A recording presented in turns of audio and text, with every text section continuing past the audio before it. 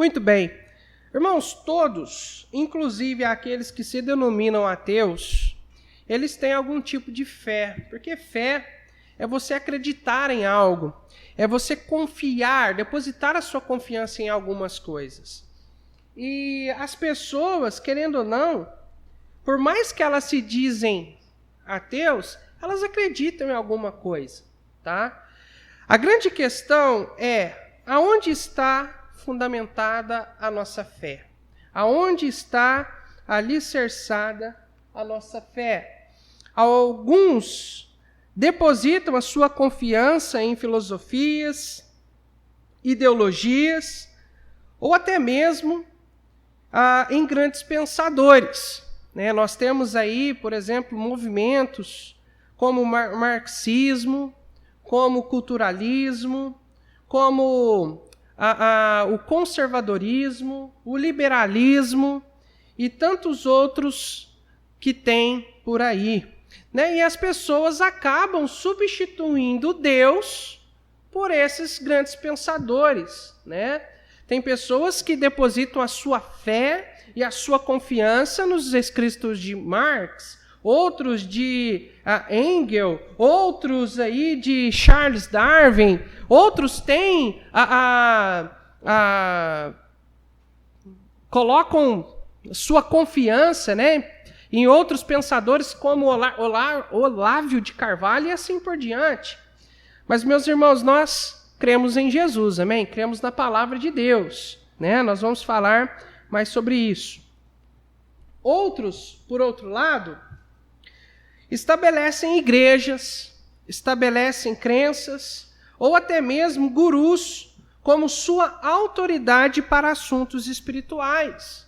No entanto, todas elas não são confiáveis, pois elas foram inventadas por homens. Elas foram inventadas por homens. Nós temos aí milhares de religiões no mundo. Né? Dentro eu não sei se é o hinduísmo, mas na religião praticada lá, predominante na Índia, eles dizem que existem milhares e milhares de deuses lá. Então, irmãos, nós temos milhares de religiões no mundo, mas toda religião, ela é invenção de homens. Né? Se você vai lá na universidade e o seu professor ele falar que a religião é invenção de homens, né, foi idealizado por homens, pode ter certeza que foi mesmo. Mas a palavra de Deus não. A palavra de Deus, ela veio dos altos céus. Né? A Bíblia, lá em Colossenses, capítulo 2, versículo 8, nos adverte quanto a esses tipos de filosofia, de pensadores, de ideologias e tudo mais, de crenças. Diz assim: tende cuidado para que ninguém vos faça presa sua, por meio de filosofias e vãs sutilezas, segundo a tradição dos homens, segundo os rudimentos do mundo, e não segundo Cristo. Precisamos tomar cuidado para que nós não sejamos escravos de religião, para que nós não sejamos escravos de metodologia, mas que nós sejamos servos da palavra de Deus. Amém ou não, irmãos? Isso é o mais importante. Para o salvo em Cristo Jesus, somente a Bíblia é a palavra de Deus e é a única autoridade infalível de fé e prática. Ou seja, a fé do salvo em Jesus Cristo está alicerçado na palavra de Deus. A palavra de Deus é o fundamento da nossa fé. E nesta noite, nós vamos estar vendo alguns aspectos da Bíblia Sagrada. O porquê que ela tem que ser venerada, o porquê que ela é digna de confiança, o porquê que ela tem que ser a única base de tudo que nós cremos. Nós vamos estar vendo isso nesta noite. A Bíblia, vamos ver alguns aspectos aqui sobre a Bíblia. A Bíblia, ela é uma coleção de 66 livros divididos em duas partes. Antigo Testamento e Novo Testamento, né? Parece que eu estou falando beabá da Bíblia, mas isso é importante para que nós possamos compreender bem a palavra de Deus, amém, irmãos? Né? Nós vamos ver que lá em 2 Timóteo, Paulo vai falar que nós precisamos manejar bem a palavra de Deus, e para isso é importante nós entendermos essas coisas, por mais mínimas que elas sejam, né? Então, 66 livros divididos em duas partes, Antigo e Novo Testamento. Os livros da Bíblia, eles não estão organizados em ordem cronológica. Se você abrir sua Bíblia, ela não foi escrita na ordem que ela está ali. Os acontecimentos não aconteceram na ordem exata do que os livros foram organizados. Por quê? Porque aqueles livros, os livros bíblicos, foram organizados em tópicos, por temas e não por ordem cronológica. Eu fiz aqui um quadrozinho para que os irmãos possam ver aqui projetado ali no Data Show, tá? Vocês podem ver aí que nós temos ali duas partes, né? Antigo Testamento e Novo Testamento. Nós temos aqui a parte do Antigo Testamento, os livros da lei, que seria Gênesis a Deuteronômio, os livros históricos, de Josué a Esther, os livros de sabedoria, que são livros poéticos, de Jó a Cantares. Jó, por mais que ele seja um livro que conta uma história, a forma literária com que ele foi escrito foi em forma de poesia, tá? Para nós, que pelo fato de nós termos uma tradução, nós não conseguimos perceber isso. Mas no original, no hebraico, ele foi escrito em forma de poesia. Por isso que ele está aqui dentro dos livros de sabedoria, tá? Os livros proféticos, que é de Isaías até Malaquias. No Novo Testamento, nós temos os evangelhos, os 4, né? Que é Mateus, Marcos, Lucas e João.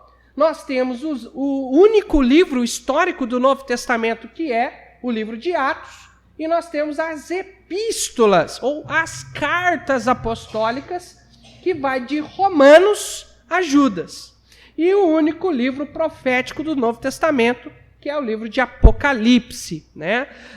Em outras versões, em outros idiomas, livro de Apocalipse, o título dele é Revelação, né? Porque, de fato, nós estamos falando de profecias, tá?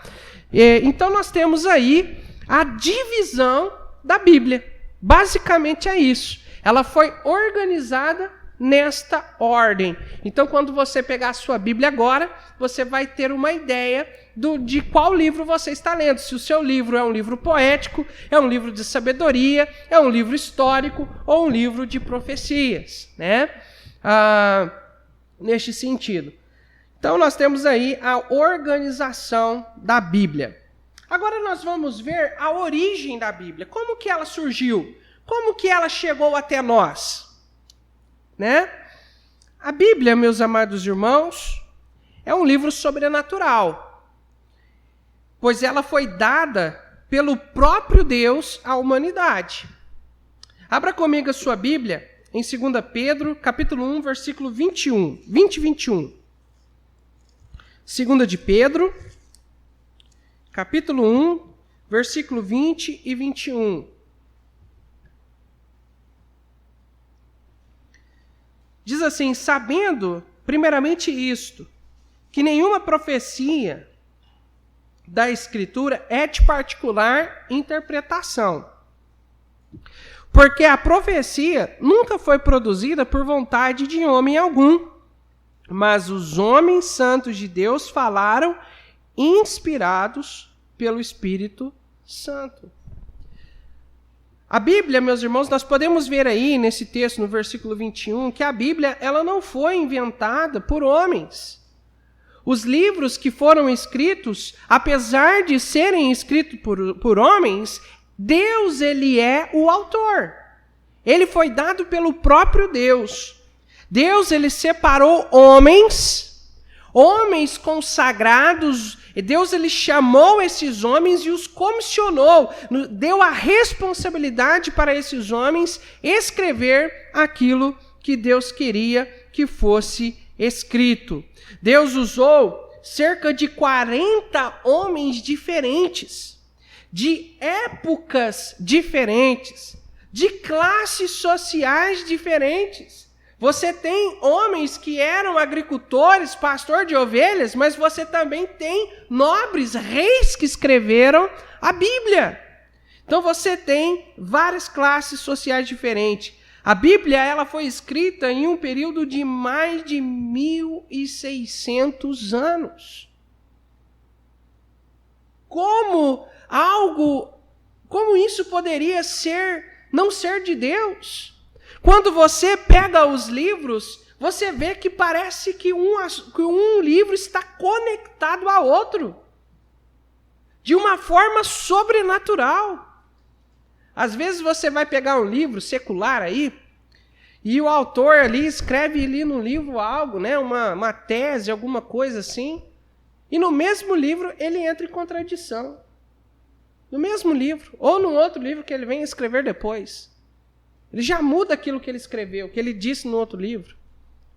Meus irmãos, a palavra de Deus, apesar dela ser escrita no período de 1.600 anos, por mais de 40 homens diferentes, de época diferente, de classe social diferente, nós temos um único livro. Um único livro. Pois todos eles têm algo em comum. Foi Deus quem deu para eles aquilo que deveria ser escrito, que inspirou nos seus corações aquilo que deveria ser escrito. Eu tenho aqui duas curiosidades com relação à Bíblia. A Bíblia, irmãos, ela não foi escrita em português. Ela não foi escrita para a cultura ocidental, para americanos, seja do norte, central e do sul. A Bíblia, ela foi escrita em 3 idiomas. 2 predominantes e 1 em algumas porções. Ela foi escrita, o Velho Testamento predominantemente foi escrito em hebraico. O Novo Testamento predominantemente foi escrito em grego. E algumas porções, tanto do Novo Testamento quanto do Velho Testamento, foi escrito em aramaico. Tá? O aramaico é por causa da influência síria ali na Palestina, em Israel. Os irmãos sabem que o norte de Israel ele foi conquistado pelos assírios. Foi destruído e muitos assírios foram enviados para lá, para aquela região. Aí houve uma mistura de idiomas, do idioma falado pelos assírios, e pelo idioma falado pelos hebreus, que veio dar origem ao aramaico. Na época de Jesus Cristo, o idioma falado local ali, na Judéia, Samaria, na Galiléia, era o aramaico, a língua predominante ali. Por isso que no Pentecoste, quando a igreja recebeu o Espírito Santo, eles falando em aramaico, falando no seu idioma local, as pessoas que vieram de vários lugares do mundo começaram a ouvir no seu próprio idioma as grandezas de Deus. Né? Então, o aramaico, há algumas porções. Se eu não me engano, o Evangelho de Mateus foi escrito originalmente em aramaico.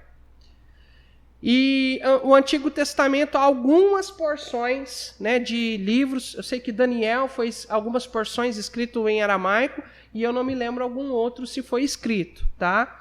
Mas nós temos basicamente esses 3 idiomas. Aqui em hebraico está escrito o nome de Deus, que é transliterado para o português como Jeová, Yahvé, Javé, tá? O nome de Deus no hebraico.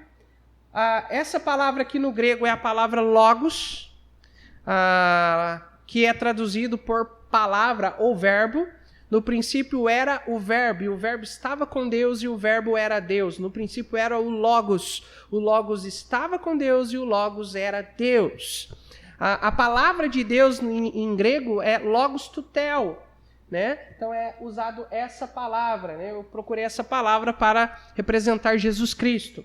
E essa palavra aqui em aramaico é a palavra amém, tá? A única palavra que eu achei em aramaico foi essa palavra aí, tá bom? Então, uma curiosidade. Outra também é com relação à tradução, irmãos. Nós temos várias versões em português, tá?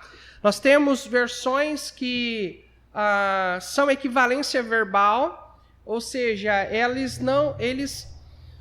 ao traduzir essas Bíblias, eles não se preocuparam em colocar aquilo que estava ali no original. Eles colocaram algo que equivale àquilo ali. Não é 100% original. O grande problema disso é que você pode perder o sentido original do que está sendo falado. Tá? Eu vendo uma Bíblia, se eu não me engano, é a Mensagem, que são Bíblias parafraseadas, tá? A Mensagem, a Linguagem de Hoje, eu não me lembro mais alguma, porque eu não tenho contato, né? Então, se eu não me engano, foi essas duas que eu tive contato.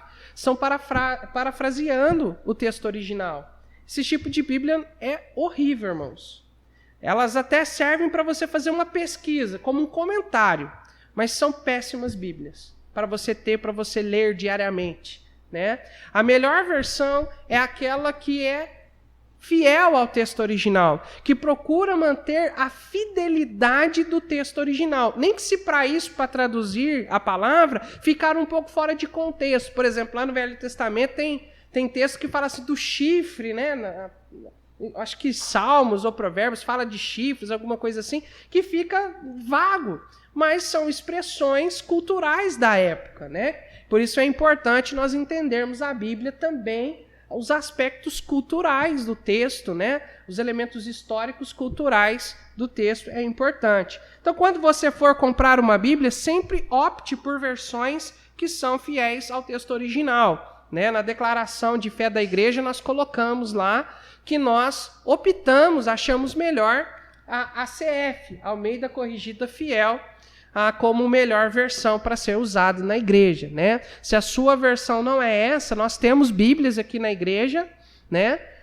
Que nós podemos te disponibilizar, tá bom? Boas Bíblias que a igreja ganhou para que possa ser utilizado, tanto para visitantes quanto também para os irmãos em Cristo Jesus, tá bom?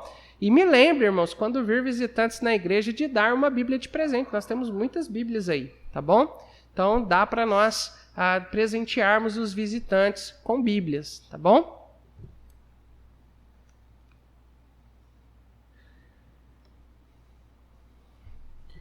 A maneira com que Deus nos deu a Bíblia é chamado de inspiração. A palavra inspiração significa respirado por Deus. O que aconteceu? Deus, ele soprou no coração daqueles homens que ele separou para escrever a Bíblia, aquilo que Deus queria que fosse escrito. Deus, ele não citou palavra por palavra, embora cada palavra e cada vírgula seja inspirado pelo Senhor, tá? Mas Deus assoprou aquilo que ele queria no coração do servo e ele registrou somente aquilo que Deus queria que fosse registrado. E Deus usou os elementos humanos também ali.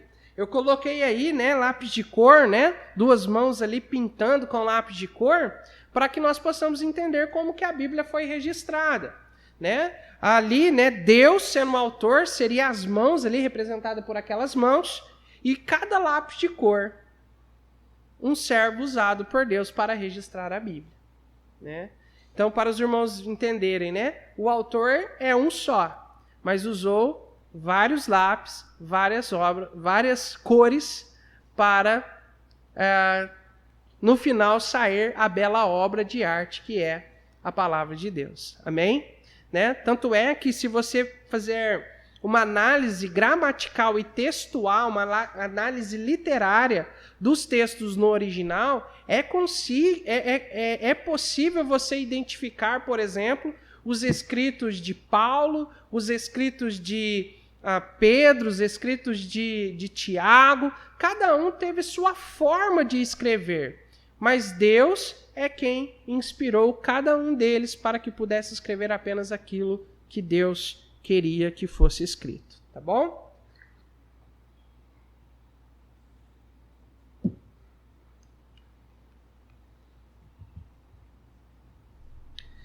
2 Pedro, capítulo 1, versículo 20 e 21, nós já lemos, mas vamos ler novamente aí.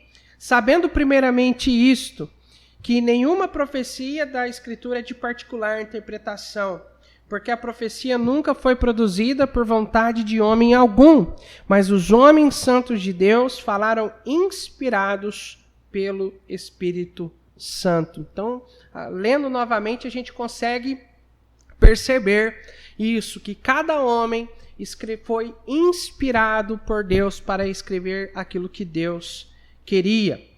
1 Coríntios, capítulo 2, versículo 13, a Bíblia diz assim: as quais também falamos, não palavras com sabedoria humana, mas as que o Espírito Santo ensina, comparando as coisas espirituais com as espirituais. Observe aí, né? Mas com as que o Espírito Santo ensina. O Espírito Santo, ele é o grande agente na inspiração. Foi por meio do Espírito Santo que Deus trouxe a revelação ao coração dos escritores bíblicos. E quando Paulo aí diz aí, comparando as coisas espirituais com as espirituais, irmãos, a melhor maneira de nós interpretarmos a Bíblia é comparando a Bíblia com ela mesma. Esse negócio de nós ficarmos comparando a Bíblia com coisas externas, isso prejudica uma interpretação mais genuína do texto. É importantíssimo nós, ao tentarmos entender os textos, buscarmos comparar aquele texto com outros textos da própria Bíblia. E assim nós vamos ter um discernimento maior daquilo que está sendo falado, seja em qual texto for. Mateus, ajuda aí de novo, Estevão. Isso. Mateus 5,18 diz assim: porque em verdade vos digo que até que o céu e a terra passem, nem um jota e nem um tio se omitirá da lei, sem que tudo seja cumprido. Nós podemos ver aqui claramente que a palavra de Deus,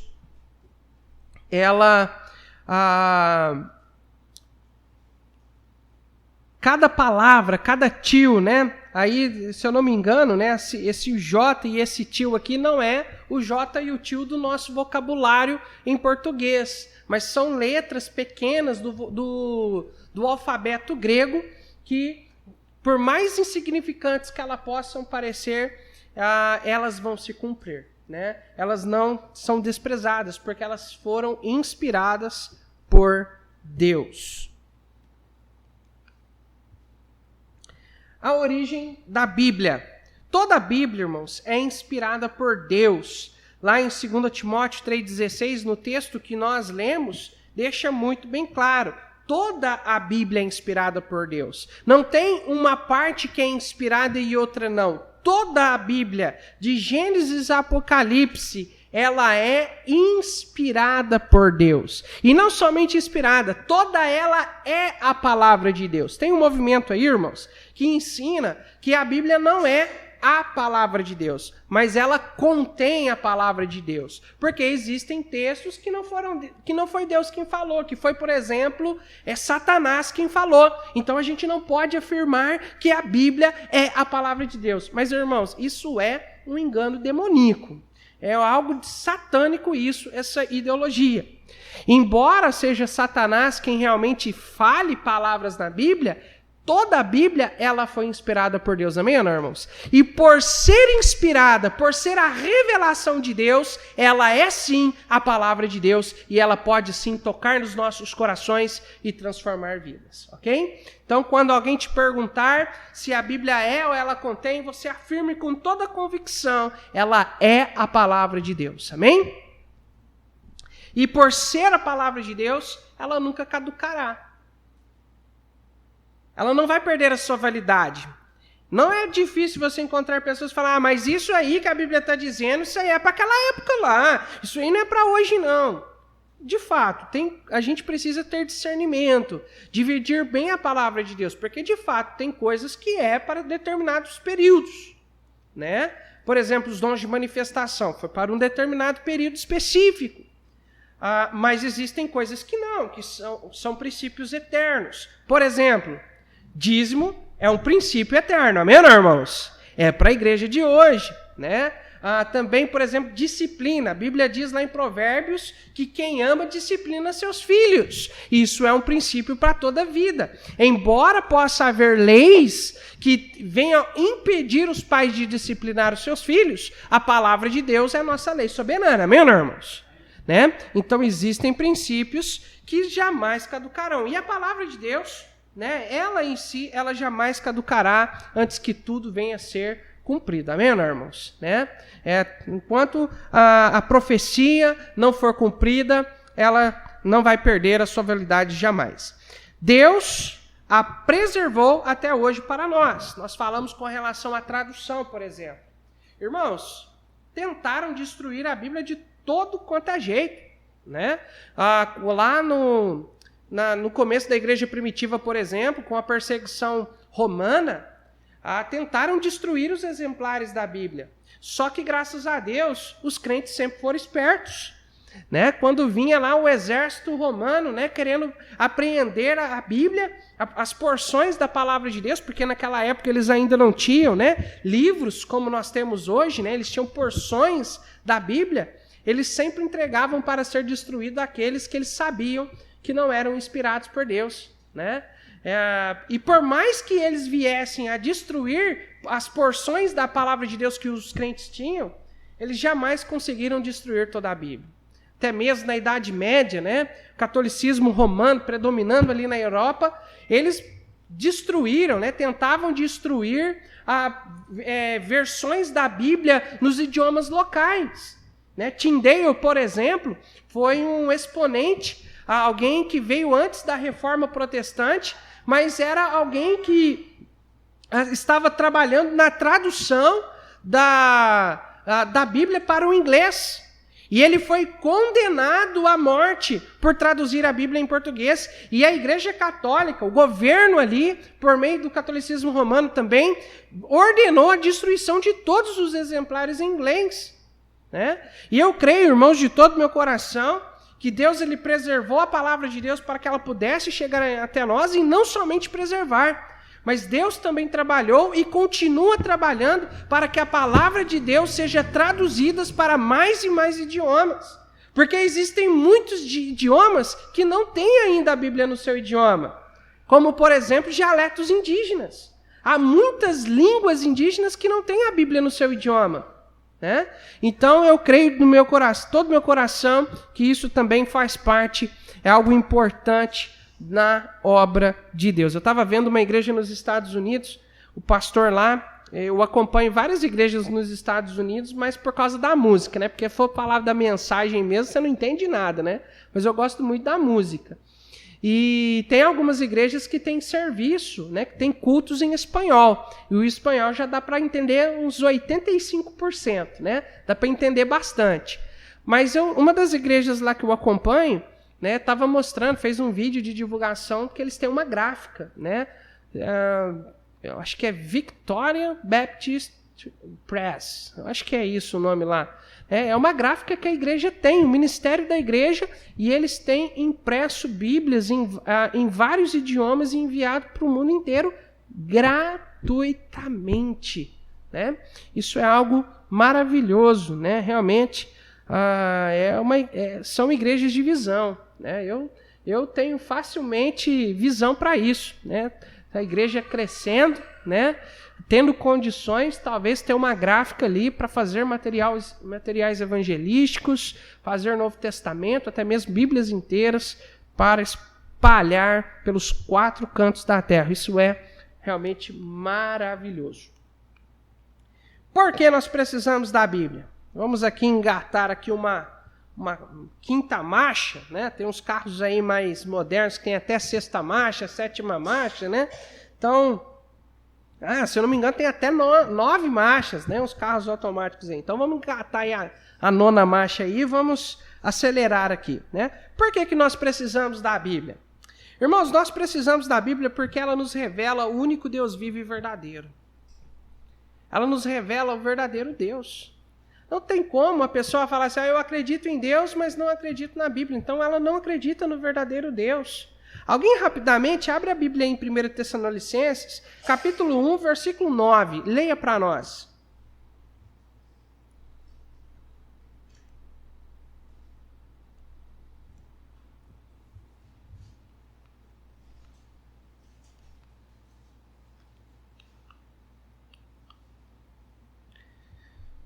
Primeira Tessalonicenses 1, 9.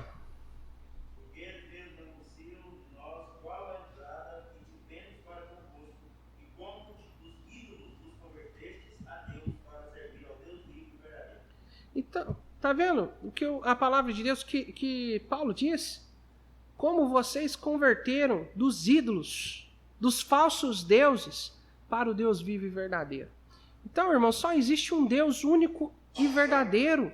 E é o Deus revelado pela Bíblia Sagrada. Então, irmãos, quando a pessoa chegar em você e falar assim, olha, eu acredito em Deus, mas não acredito na Bíblia, eu falo assim, mas então qual Deus você serve?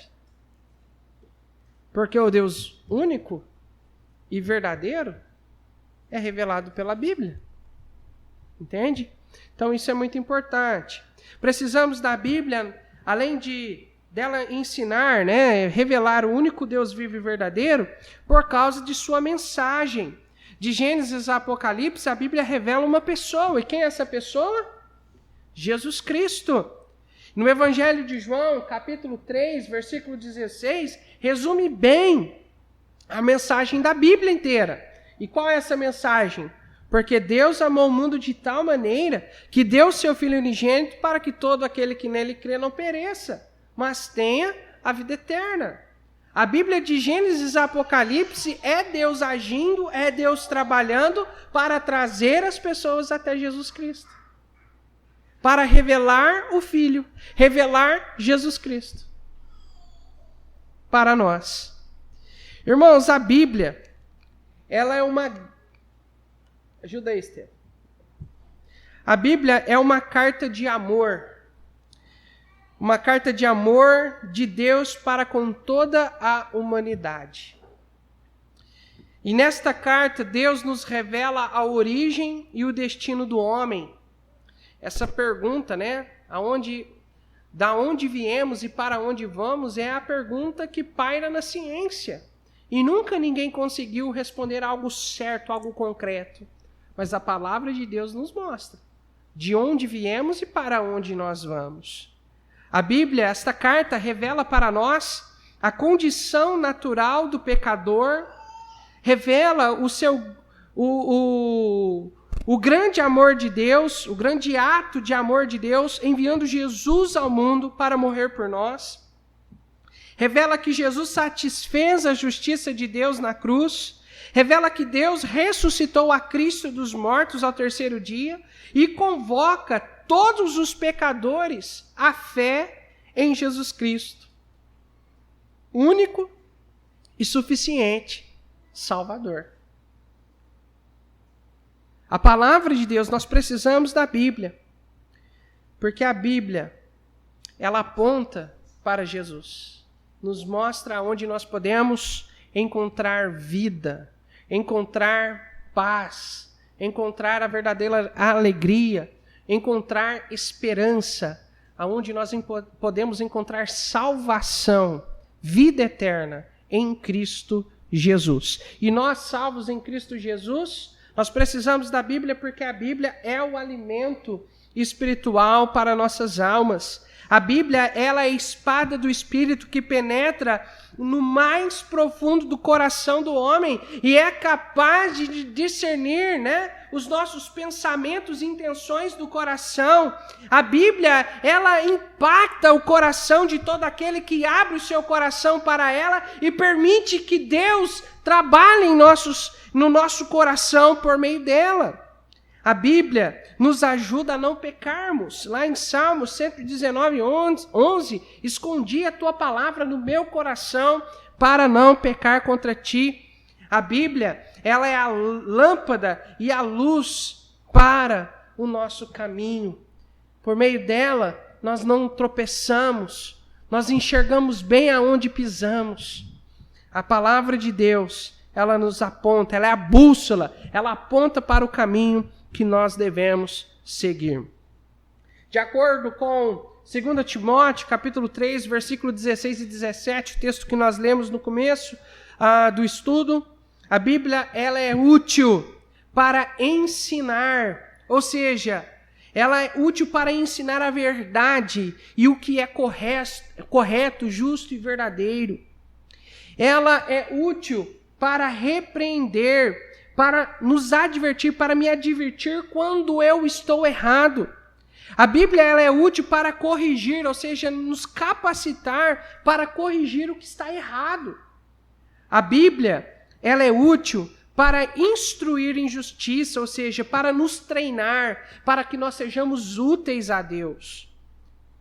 A Bíblia ela é útil para que o homem seja perfeito, ou seja, para nos levar à maturidade espiritual.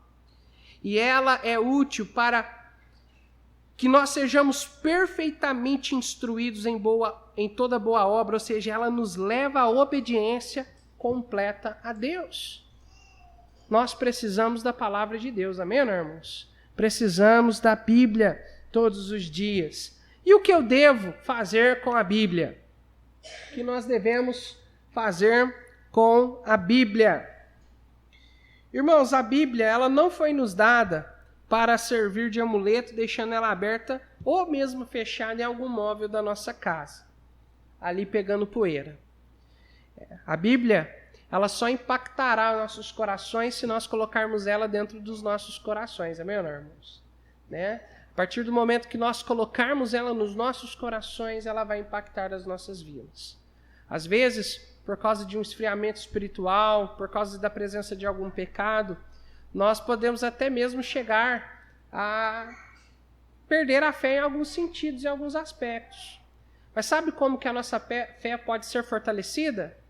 Enchendo o nosso coração da palavra de Deus, porque a fé ela vem pelo ouvir da palavra de Deus. Então nós precisamos, como crentes em Cristo Jesus, precisamos constantemente encher os nossos corações da palavra de Deus. Então nós devemos, coloquei aí uma lista, nós devemos examiná-la. Lembra os crentes bereianos, né, lá de Bereia? Né? Paulo ele ia falando e eles iam analisando na Bíblia se realmente aquilo que Paulo estava falando era verdade. Nós precisamos ter esse mesmo espírito nos nossos corações, examinar a Bíblia. Nós devemos manejá-la bem. A palavra manejar no original se refere a dividir. Sabe quando o açougue ele pega, por exemplo, a vaca e ele divide cada parte, e não somente divide cada parte, ele consegue pegar aquela parte e tirar um bife, tirar cubinhos, né, quando você pede, né, dessa maneira. Então, nós também precisamos conhecer a Bíblia e manejá-la bem, né, nesse sentido. Nós precisamos cumprir tudo que nós aprendemos dela também, colocar em prática em nossas vidas. Né? Não é simplesmente ouvir a palavra de Deus, mas é colocar em prática. E é quando nós colocamos ela em prática que ela vai também transformar nossas vidas. Precisamos pregá-la em tempo e fora de tempo. Ah, mas esse momento não é a hora de nós falarmos da palavra de Deus. Olha, se é tempo de você abrir a boca, então fale. Então fale da palavra de Deus. Se eu não me engano, é 2 Pedro que fala, todas as vezes que você abrir e fechar sua boca, fale da palavra de Deus. Né? Então isso é importante. Nós devemos meditar na Bíblia todos os dias, constantemente. Né? Lá em Salmo fala, e nela eu medito de dia e de noite. Né? Josué também, quando Deus ele vai falar, né? Orientar Josué quanto ao conduzir, a liderar o povo de Israel, Deus ele fala para Josué, medita na Bíblia dia e de noite, meu filho. Se você quer conduzir esse povo bem, né? Nós precisamos escondê-la em nosso coração, encher o nosso coração dela. Nós precisamos amá-la. Salmo 119:97, o salmista diz, né? Ó como eu amo a tua lei, né? Como eu amo a sua palavra. E não somente amar, mas nós também precisamos confiar nela de todo o nosso coração. Amém, ou não, irmãos? Concluindo, a Bíblia, ela é fundamental para as nossas vidas. Nós precisamos dela. Como o próprio Senhor Jesus Cristo disse, né? Nem só de pão viverá o homem, mas de toda a palavra que sai da boca de Deus. Nós sabemos o quanto é importante nós nos alimentarmos, né? E nos alimentarmos com qualidade, né? Com bons alimentos. Mas mais do que precisar de almoçar, de jantar, de tomar café da manhã, café da tarde, mais do que isso, mais do que a necessidade de dessedentar que nós temos, de beber água nesse calor, né? Quanto nós precisamos beber água. Mais do que isso, nós precisamos da pura, bendita palavra de Deus nas nossas vidas. Se nós queremos agradar a Deus, se nós queremos realmente crescer na fé, é essencial a palavra de Deus nas nossas vidas. Se queremos ser bem-aventurados, ela é o fundamento da verdade, da verdadeira fé e o padrão da conduta moral. A Bíblia, ela é a base, o fundamento de tudo que nós cremos e de como nós vivemos. E ela deve ser isso nas nossas vidas. Ela deve ser observada e praticada sempre. E quando nós optamos em fazer isso, mesmo que isso venha trazer algum tipo de sacrifício em nossas vidas, saiba que é o melhor para nós. É o melhor. Que Deus nos ajude a viver a palavra de Deus.